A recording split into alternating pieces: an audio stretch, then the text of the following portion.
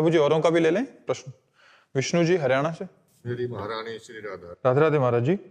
महाराज जी, मेरे मन में आपके प्रति कभी कभी नाराजगी के भाव आ जाते हैं। महाराज जी, क्या ये अपराध तो नहीं है? अनेक जन्मों से मोह माया में फंसकर दुर्गति को प्राप्त होते रहे, आप पहले क्यों नहीं मिले? नाराजगी के भाव तो आना कोई अनुचित नहीं है, क्योंकि हम जिससे प्यार करते हैं उससे मान भी करते हैं।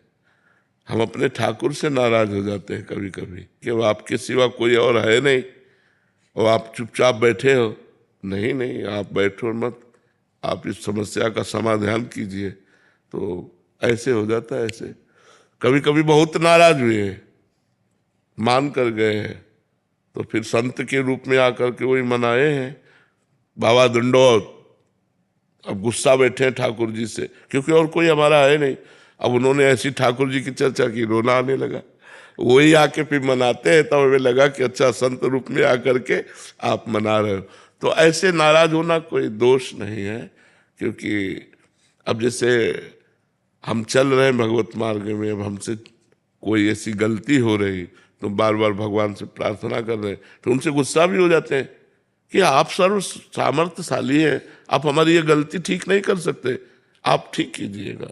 तो ऐसा नाराज होना कोई अपराध नहीं, कोई दोष नहीं है जी। मनजोत सिंह जी जालंधर से। श्री हरिवंश महाराज। श्री हरिवंश महाराज जी। महाराज जी, आपके चरणों में दंडवत प्रणाम। महाराज जी, मेरा आपसे क्या संबंध है? हम सब एक घर के हैं, हम एक स्वामी के सेवक हैं।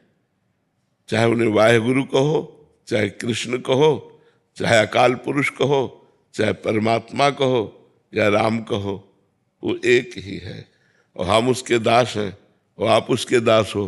तो हम एक ही घर के तो ये ना, इसलिए हमारा आपका प्रेम है कि हम एक ही परमात्मा के बंदे हैं, हम एक ही स्वामी के दास हैं, हम एक ही प्रभु के हैं, इसलिए हमारा आपका प्रेम है।